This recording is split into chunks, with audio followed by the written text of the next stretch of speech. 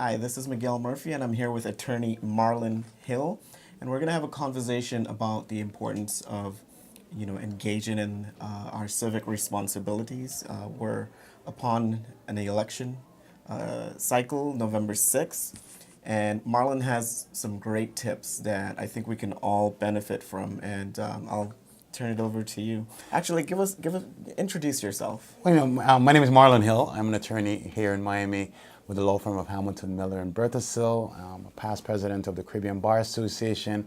We're here live at Miami-Dade College North Campus. I recall my days at Florida State University where we interacted with many of my friends at Miami-Dade College. So, being on campus is a great opportunity to learn and also to understand exactly what your role is in the world. And, being involved in the Caribbean Students Association gave me an opportunity to be involved in the local community, both here in South Florida and statewide. So as you said, we have an election that's coming up, a very important moment in our history.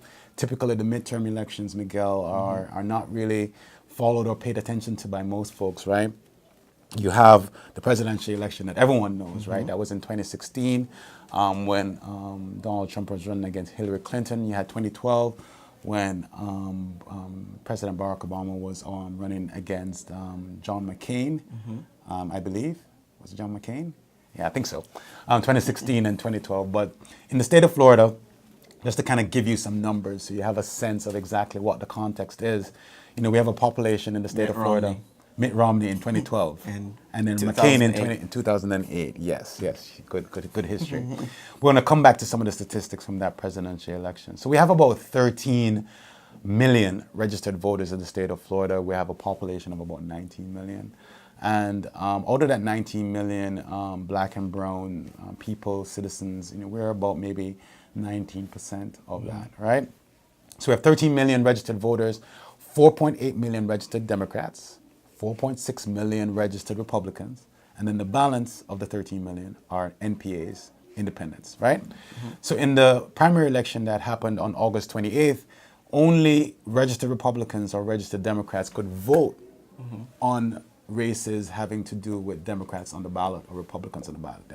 The nonpartisan voters had to vote on the nonpartisan races, judges, and other county commission races, etc.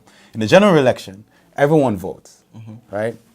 So the turnout in the primary this year was about 27%, which means 74% of our voters didn't show up to vote, right?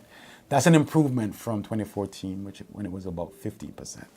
In 2014, the turnout for the midterm elections was 51%, which means thereabouts 50% of voters just didn't bother, didn't care, didn't show up to vote. And that is really a problem for many communities, because if you're not voting, you're basically kind of just giving up your power to someone else who's voting, to have them choose.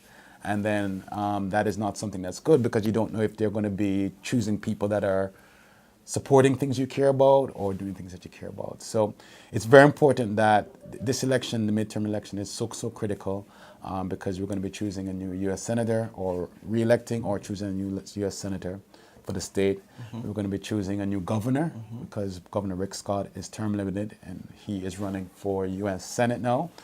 You're going to be voting on state legislature races, state Senate races, judges, circuit court judges, county court judges who are in a runoff.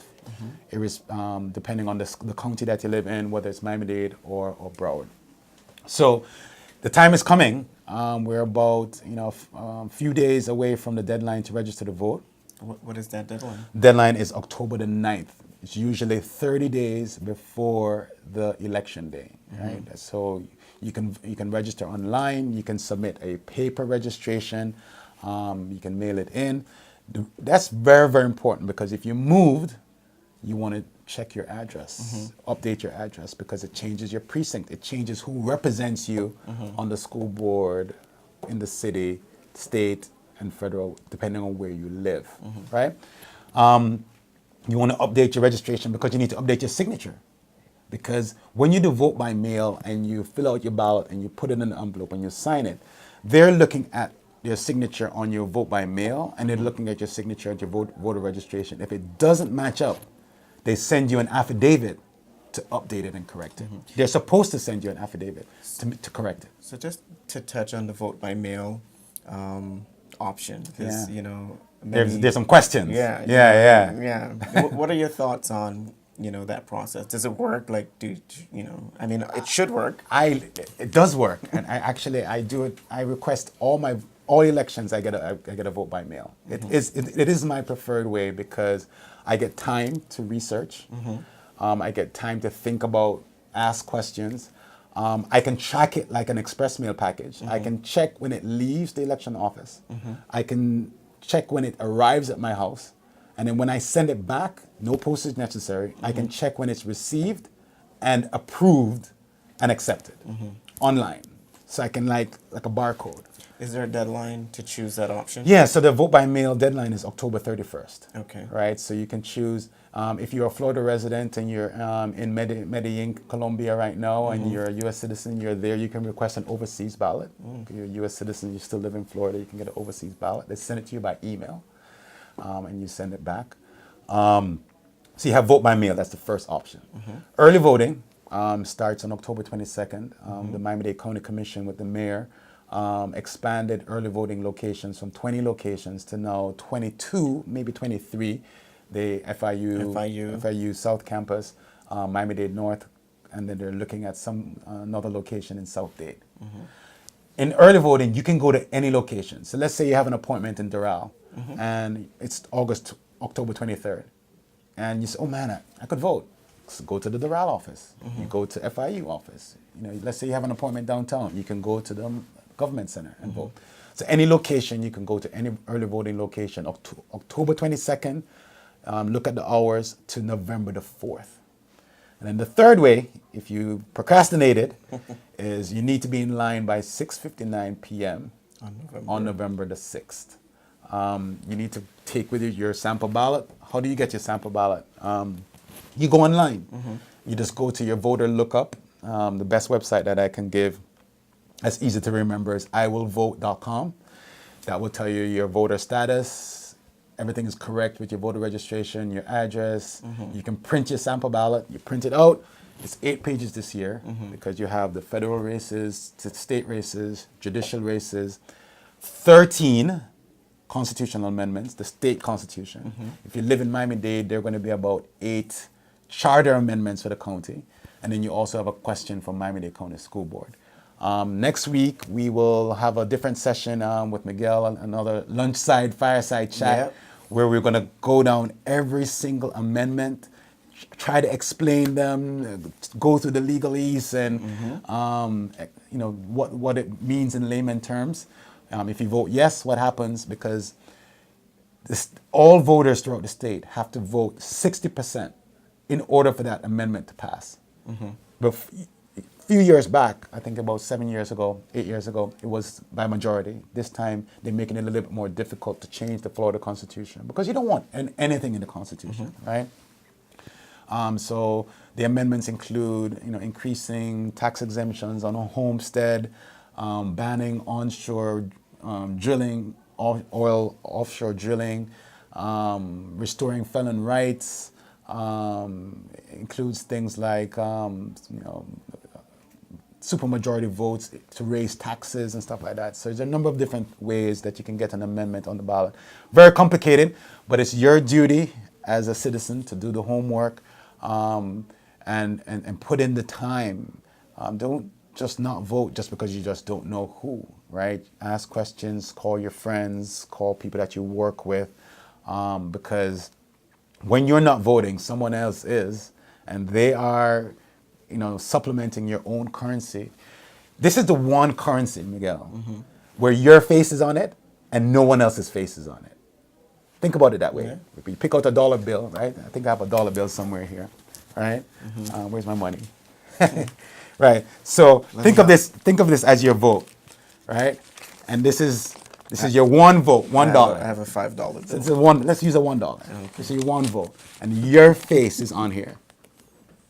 Are you going to spend it or are you going to waste it? That's what's happening with your vote, right? And so if you and I have our own currency, and we care about public education, and 1 million of us care about it, out of the 13 million registered voters, and we say we want to support that candidate because he cares about, and we take our $1 and invest it into him or into her, that's what we're doing. And then when you don't vote, someone else is investing in someone else. That's exactly what's happening with. Thank you for the that vote. analogy. So I'm really elated because North Campus, right here, Right. we became an approved site. So And building number 2. building number 2, and when that decision was made that evening at the county commission, that kind of sparked. It's a game changer. Yeah, like I was thrown back into the march, the voting rights, and then it threw me back into book fair when I interacted with John Lewis, Right. Representative John Lewis, and I'm like, what he marched for back in Selma, and now, we're getting this opportunity right here, to provide. I think it's a an great opportunity for Miami-Dade North Campus, the campus that has probably the most diverse student population of color in the entire United States of America.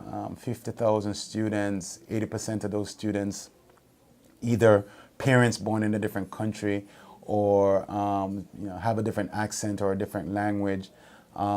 It is one of the campuses across the country that really speaks to working families and here in North Dade. So to have an opportunity for 50,000 students, and I would venture to say maybe 75% of those students are U.S. citizens.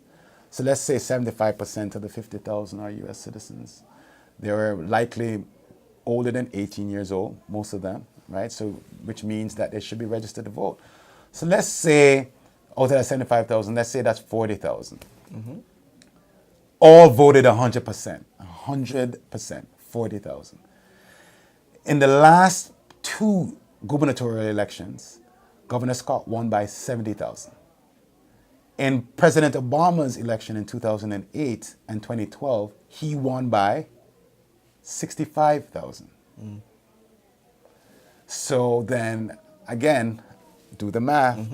If in fact X percentage of the students at Miami-Dade College North Campus alone voted in mass, and I'm not saying that they would vote for the same person, but I'm just saying let's say 60% of that total, 100% voted one way. The impact could be transformational.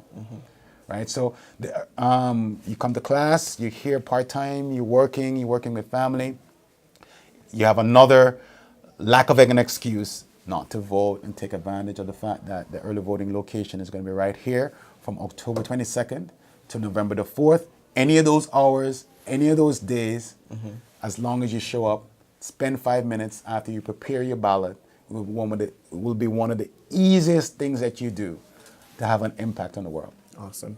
So this conversation can go on, but I want to end on this note, not just voting, but how can we get, students and our residents in various communities to get more engaged in the process, volunteer? Sure. So there are many different ways that you can participate in the process, right? So you like a particular candidate or where he or she stands, you can volunteer your time, you can do phone banking, you can do canvassing, you can do text messaging, you can spend time in the office.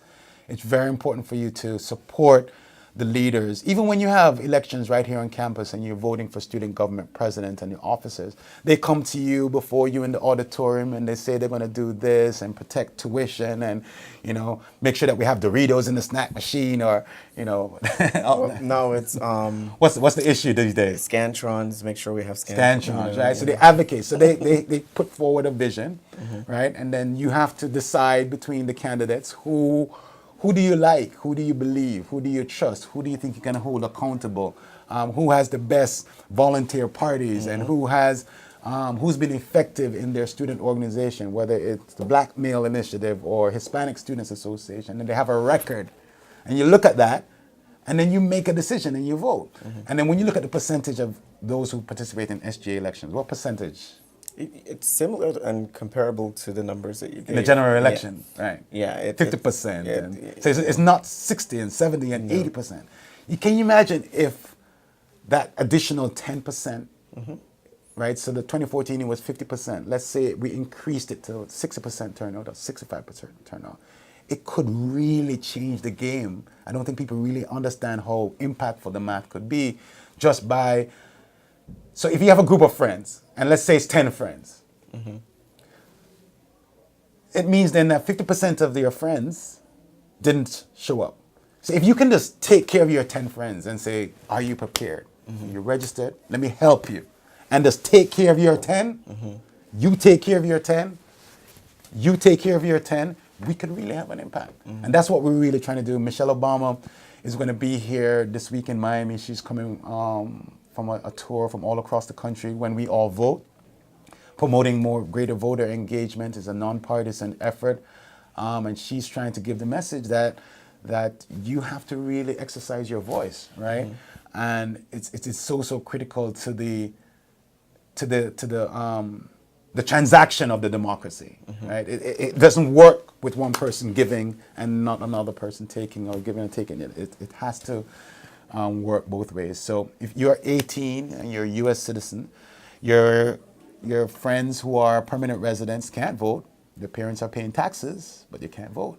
And those who are undocumented or who have challenges need help to us to move the issue with regards to comprehensive immigration reform. So, Awesome. encouraging you to get out there. We will be back to break down the amendments. Make sure that you watch our next episode. It's going to be an important one.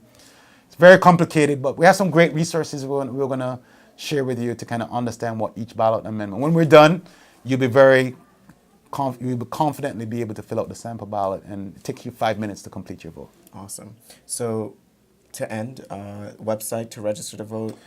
Yeah, so to register to vote, you can do it different places. iwillvote.com.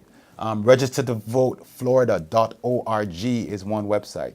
The one website that works a lot with college students is called TurboVote, turbovote.org. Any of those three will lead you to a place where you can get the voter registration form.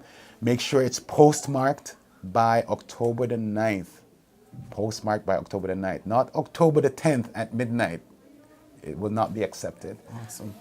So thank you, Marlon, and we'll see you on the next episode with the breakdown. Have a good day.